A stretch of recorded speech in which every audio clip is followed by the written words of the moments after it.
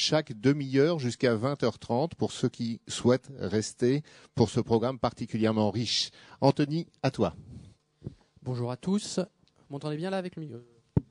Non, pas du tout. Pas terrible. Si, on va faire avec. Alors, comme je vous le disais tout à l'heure en introduction, je vais vous parler de la participation des communautés dans l'entreprise. Je travaille pour un cabinet qui s'appelle Useo, je suis un de leurs directeurs et notre idée c'est généralement d'accompagner les entreprises dans la mise en place de réseaux sociaux, puisque ça va impacter la façon dont va travailler l'entreprise, dont elle va s'organiser. Et au-delà de l'outil, ce qui compte, ce sont avant tout les individus. Et donc on est là pour accompagner ces transformations au niveau de l'individu, autour de ces outils innovants de type réseaux sociaux, médias sociaux. Juste 2 points qui pourront vous intéresser. Si ce thème-là vous intéresse, je vais vous faire un focus sur 2 choses. On a fait un gros livre blanc qui est accessible gratuitement, qui vous présente l'ensemble des solutions de réseaux sociaux qu'on peut trouver en entreprise. Il y a juste à s'inscrire sur notre communauté et vous le télécharger. Et en plus, il y a le côté communautaire.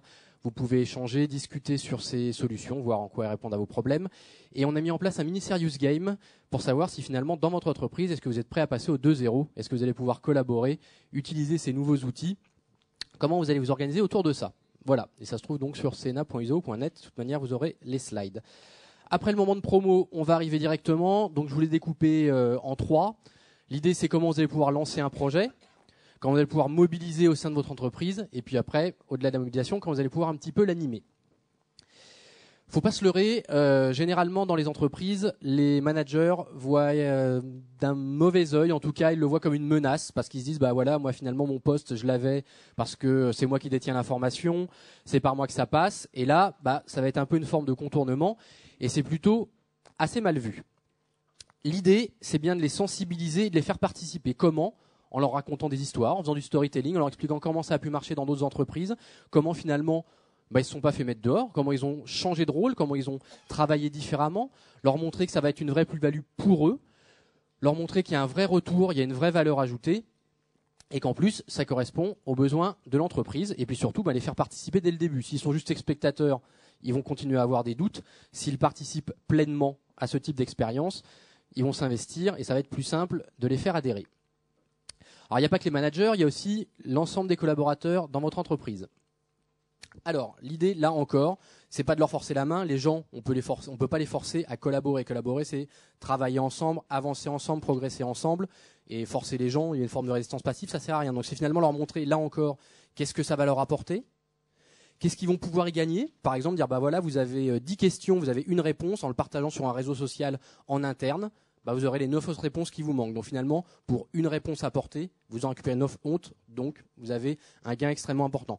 Leur montrer comment ça fonctionne, quel est le but, qu'est-ce qu'ils vont faire, qu'est-ce qu'on attend d'eux, et leur montrer surtout que c'est lié à leur quotidien, qu'ils ne sont pas là pour aller sur Facebook et pour faire autre chose, c'est une autre forme de travail dans le cadre de leur process business.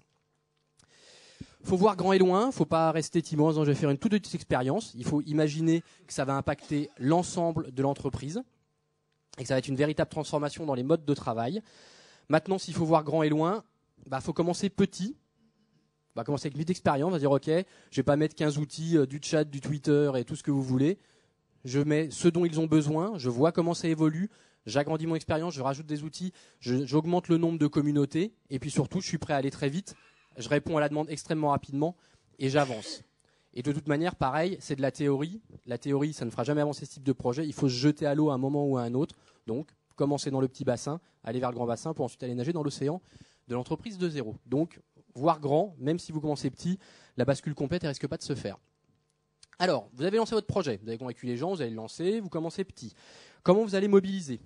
Vous allez définir des objectifs. A priori, vous êtes dans une entreprise. La boîte, elle a ses objectifs stratégique, vous allez voir comment, de la stratégie de l'entreprise, vous allez pouvoir aligner des objectifs opérationnels. Là encore, ces objectifs, comment ça va répondre aux besoins des gens et aux besoins de l'entreprise.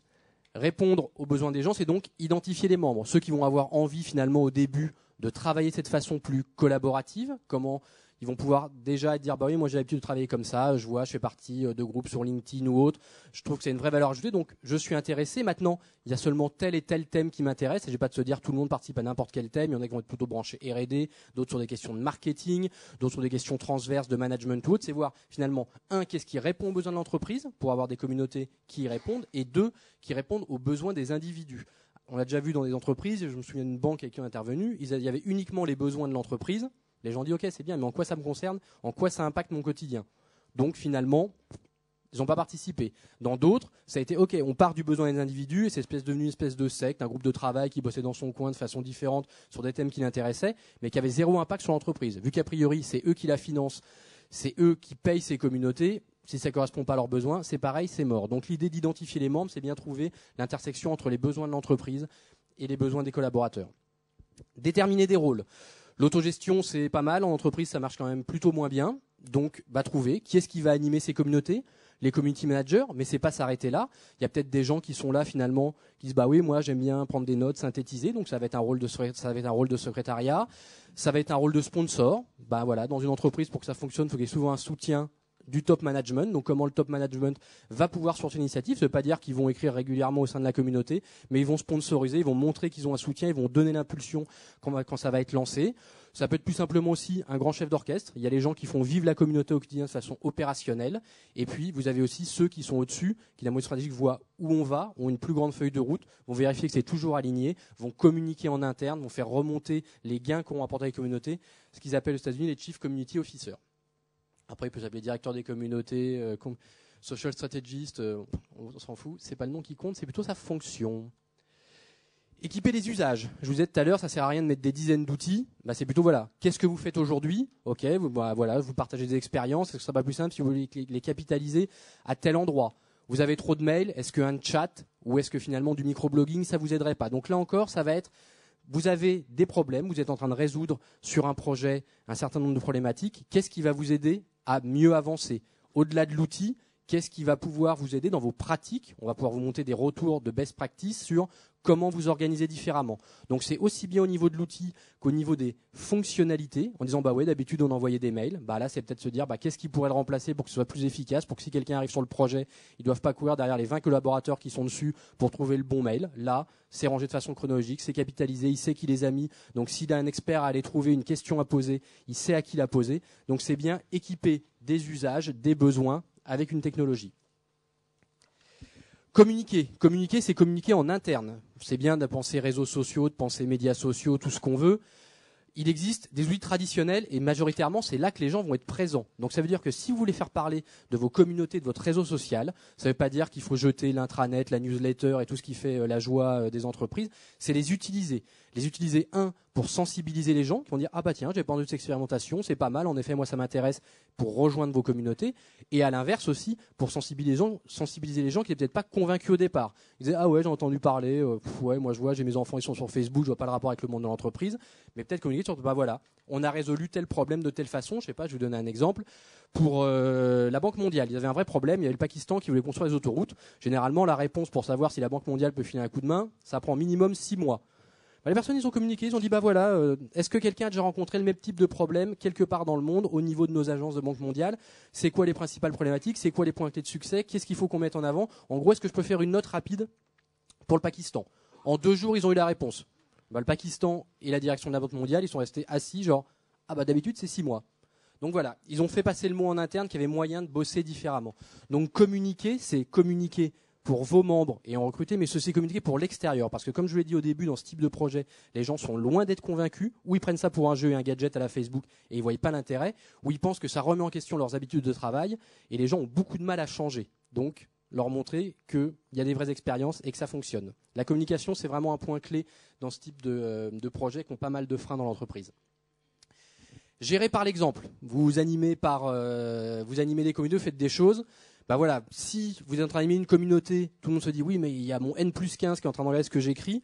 Un exemple, il y a des gens qui vont dire c'est important de remplir leur profil. Ils vont le remplir, ils vont mettre une photo, ils vont produire du contenu, faire de la veille, donc faire ce que tout le monde, entre guillemets, sera amené à faire à un moment ou à un autre s'il est convaincu.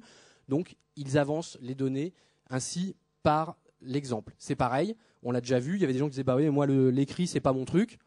J'ai vu des animateurs de communauté qui ont fait exprès des fautes d'orthographe et des fautes de français sur leur premier post.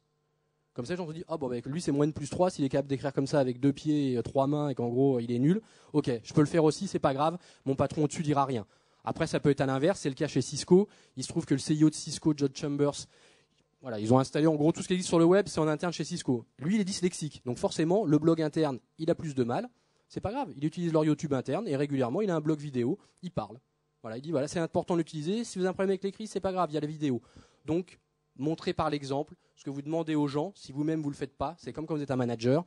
Si quand vous faites quelque chose, en gros, si c'est fais ce que je dis, pas ce que je fais, c'est difficile. Dans du collaboratif où c'est la transparence, où c'est l'échange qui prime, le fais ce que je dis, pas ce que je fais, c'est mortel et c'est mort avant d'avoir commencé. C'est pire qu'encore que dans n'importe quel autre projet.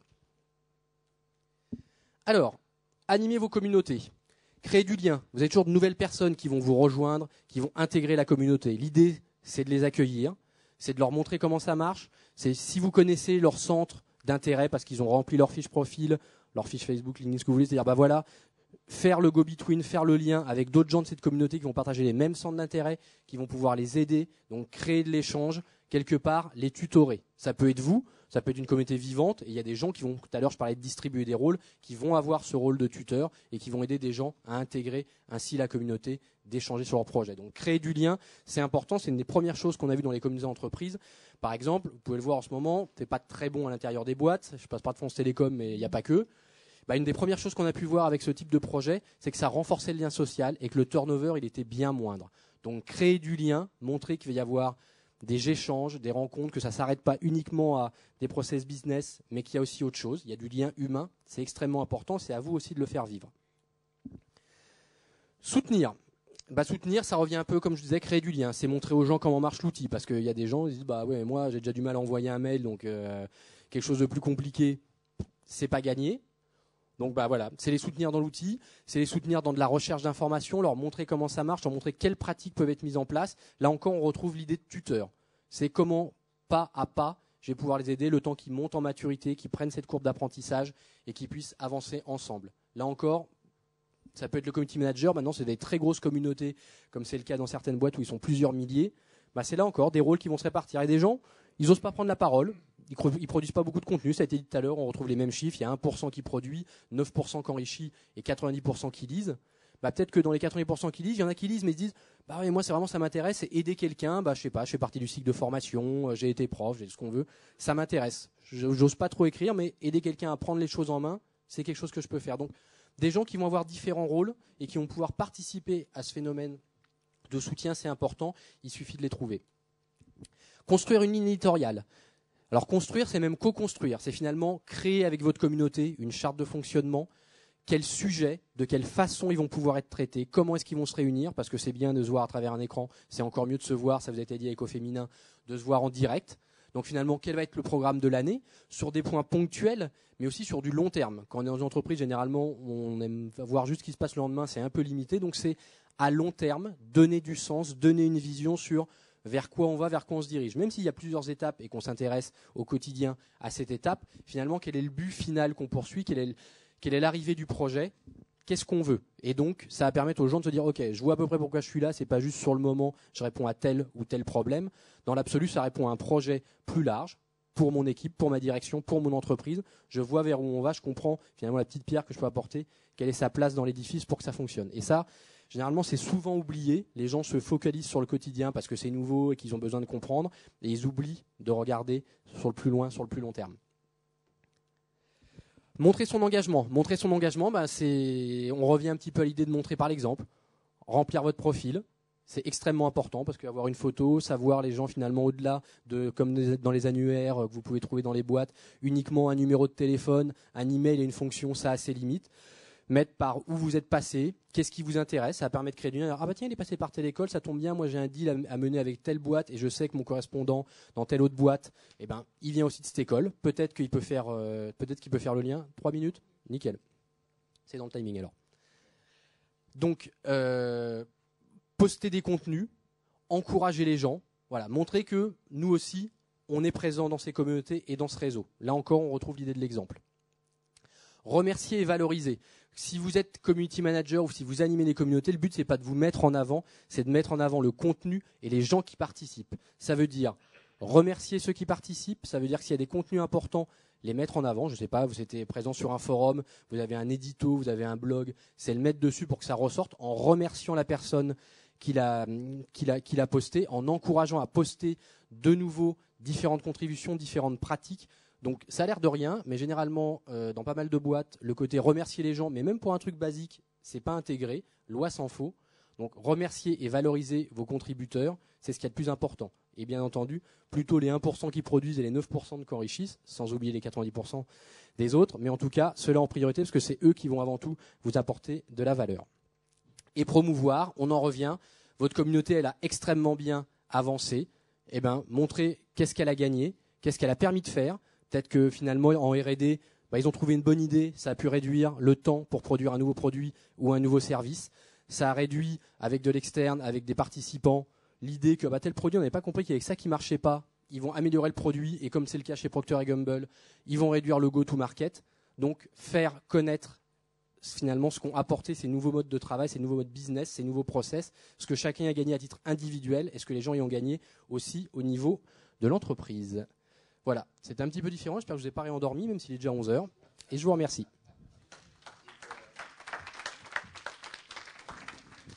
Vous avez la chance d'avoir 6 minutes de questions-réponses possibles avec Anthony, qui veut poser la première question.